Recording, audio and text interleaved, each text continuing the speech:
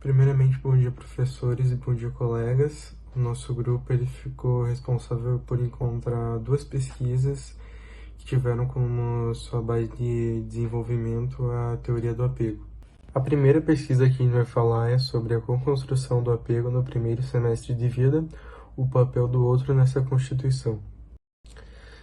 Então, nessa pesquisa, o autor vai tentar nos mostrar que a reflexão provinda da existência de uma intersubjetividade inata e evidências de habilidades mais refinadas do que se conhecia à época da formulação da teoria de Bowlby vão nos levar às hipóteses de que o comportamento do apego pode ser observado antes do proposto pelo autor. E na introdução, pode deixar claro que o desenvolvimento do ser humano depende inicialmente e inteiramente do quanto tempo essa pessoa vai passar em relação com outros seres sociais, nos primeiros anos de vida. E é por aí, por esse contato, que as primeiras atitudes do bebê vão se formar, o que torna então os seres humanos dependentes e com uma infância prolongada. E a construção do vínculo com o bebê é filogenética, o que significa que isso é da nossa espécie e isso faz com que nós temos mais chances de sobreviver, que é algo que foi passado de uma maneira biológica para todos. Então, para essa pesquisa, utilizou principalmente as 3 primeiras fases da ontogênese, do apego, que são elas: o pré-apego, que vai do nascimento até os 2 meses de vida e consiste em um período em que as ações do bebê ocorrem por ação reflexa sem que haja uma discriminação de figuras. Também a segunda fase, o apego no processo de formar-se, estende-se do 2º ao 6º mês de vida. Nela, o bebê pode discriminar figuras familiares e de não familiares, além de ter a orientação de emitir sinais direcionais a uma ou mais figuras discriminadas. E o Bowlby afirma que o bebê é incapaz do apego até chegar na fase 3, quando ele só tem iniciativa ativa de procurar aproximar-se de uma figura de apego. Então, o Bowlby só considerava o apego se a criança se aproximasse da figura, o que, por esse meio da pesquisa, o autor vai tentar desmentir.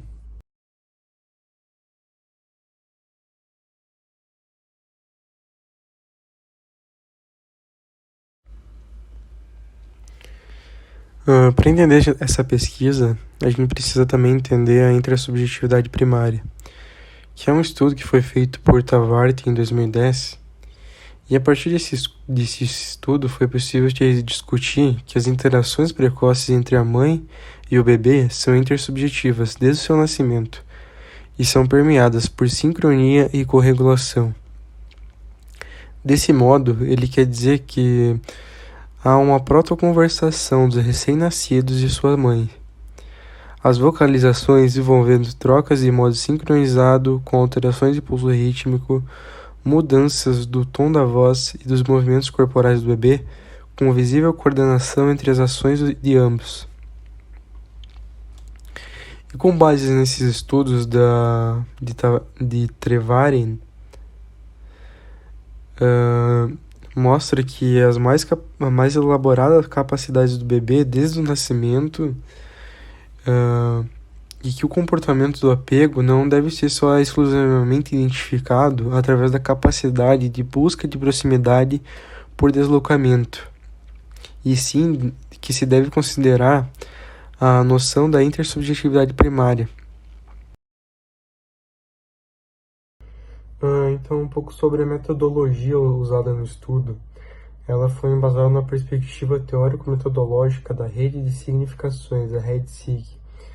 Ela tem fundamentação histórico-cultural, segundo a qual o indivíduo se constitui dentro de processos complexos e permeados por aspectos da natureza semiótica, em que a relação e sua significação são co-construídas em contextos socioculturais através de processos dialógicos. Ou seja, eles coletam informações, conversando com as pessoas, observando os contextos em que elas são inseridas. E para fazer essa pesquisa, elas usam também videogravações, o que é muito importante, porque você pode ficar voltando e revendo coisas que antes você não havia visto e deixado passar. Então sempre vai ocorrendo análise e reanálise do que foi registrado. E com isso permitiu que essa pesquisa fosse constituída. Então aqui nesses três gráficos, nas três figuras, se encontram os resultados da pesquisa. E os resultados apontaram que a mãe é a principal figura para que a Marina, o bebê que foi usado no estudo, imite comportamento de apego. E o comportamento que é detectado mais vezes é principalmente o sinalizador e o executório. No orientativo, a mãe não é a figura principal que é direcionada a esse comportamento somente no terceiro e no quinto mês, e quem prevalece é a pesquisadora. Ou seja, no comportamento orientativo, a pesquisadora se torna uma pessoa para quem a criança olha mais vezes, no terceiro e no quinto mês. A gente pode observar também na figura 2 que o comportamento sinalizador, que é o cessar choro e sorrir, é principalmente provocado pela mãe. Isso acontece também no quarto mês, o que, se analisarmos os três gráficos juntos, conseguimos perceber uma semelhança, que o quarto mês é o período em que o bebê emite mais vezes esses comportamentos, independente da classe, seja executório, sinalizador ou orientativo. O quarto mês é o mês em que o bebê é mais ativo. Então, após observar essa pesquisa, a gente pode concluir que, em base nessas documentações e essas horas de gravações e pesquisas, foi possível observar o pressuposto da intersubjetividade primária e, levando em consideração o acompanhamento longitudinal, a gente percebeu que o comportamento do apego foi manifestado antes dos 6 meses de vida. Também ficou evidente que a manifestação dos comportamentos ao longo dos meses e das vivências fez uma clara construção de vínculo com a criança. E os resultados do mapeamento e os episódios proporcionaram a visualização de uma relação diferencial com a mãe. E desde o segundo mês de vida isso foi possível ser observado, o que aponta positivamente para a hipótese de comportamento de apego antes dos 6 meses. É isso que nos levou a concluir essa pesquisa.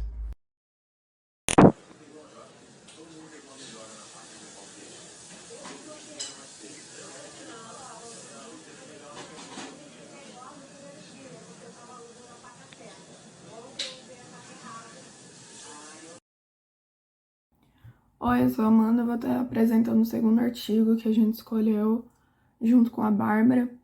O artigo se chama Aspectos do Relacionamento Conjugal, que caracterizam um apego seguro e inseguro em homens e mulheres. As pesquisas feitas acerca da conjugalidade de homens e mulheres apresentam que o apego na infância pode resultar na interferência do desenvolvimento na vida do casal.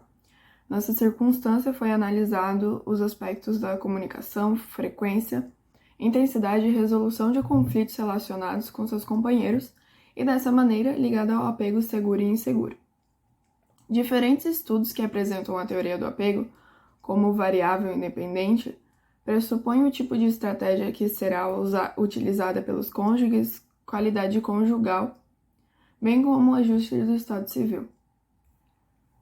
Como mencionado, os estilos de apego, seguro ou inseguro, influenciam a forma como as pessoas percebem seu cônjuge e as situações de conflito, interpretam os acontecimentos do relacionamento e se comportam com ele, interferindo na forma como se comunicam, demonstram suas necessidades, resolvem conflitos e avaliam seus relacionamentos.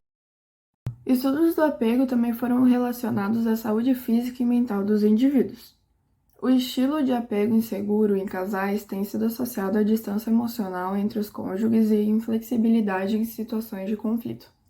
Embora exista literatura científica sobre a teoria do apego e os reflexos positivos e negativos que os estilos seguro e inseguro causam na vida conjugal, não foram encontrados estudos que testassem simultaneamente as variáveis citadas nesse estudo. O objetivo do estudo foi avaliar se as variáveis comunicação, ajustamento conjugal, resolução, frequência e intensidade dos conflitos discriminariam indivíduos com apego seguro e inseguro em relações heterossexuais. Portanto, a hipótese testada foi que as variáveis comunicação negativa, estratégias de ataque e evitação, frequência e intensidade dos conflitos caracterizariam homens e mulheres como indivíduos de apego inseguro, e a comunicação aberta, consenso, satisfação, coesão e ajustamento conjugal e as variáveis de concordância os caracterizariam como indivíduos com um estilo de apego seguro. Rain is falling like rhinestones from the sky.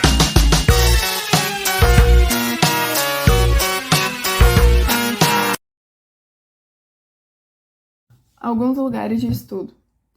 Um estudo realizado na cidade de Los Angeles com 172 casais recém-casados aos 6 e 12 meses pós-casamento. Os resultados indicaram que percepções positivas foram associadas ao comportamento de dar e receber apoio do cônjuge. Indivíduos que perceberam um estilo de apego seguro em seus cônjuges, independentemente de a percepção de segurança ser real ou não, demonstram maior capacidade de resolver conflitos de forma construtiva, aceitam a ajuda do outro e são menos críticos e pessimistas.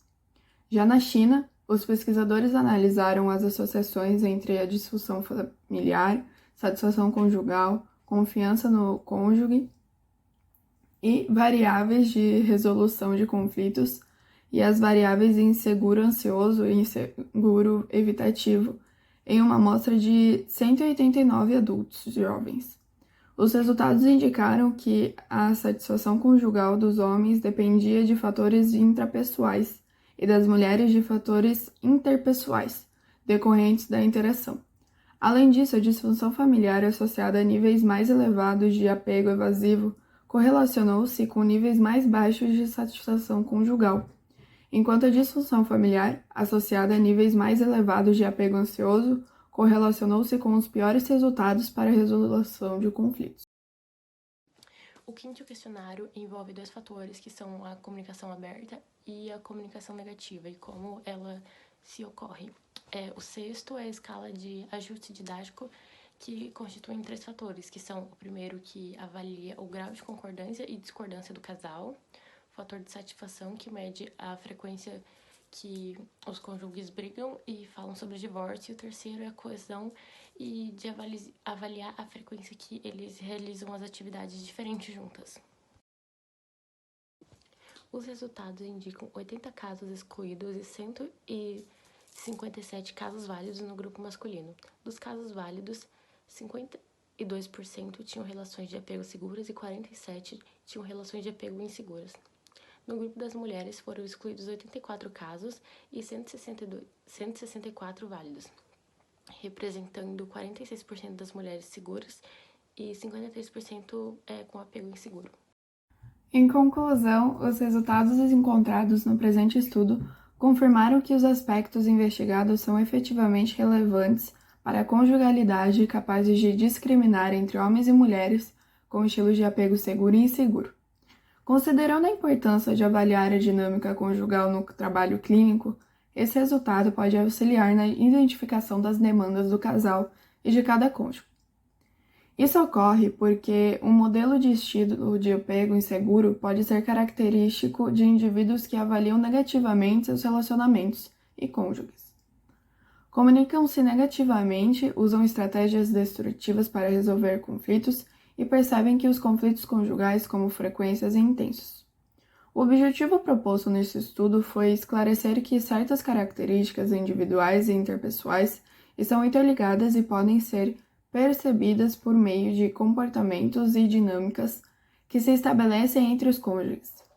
É essencial para que o processo de avaliação na terapia de casal seja confiável e intervenção efetiva.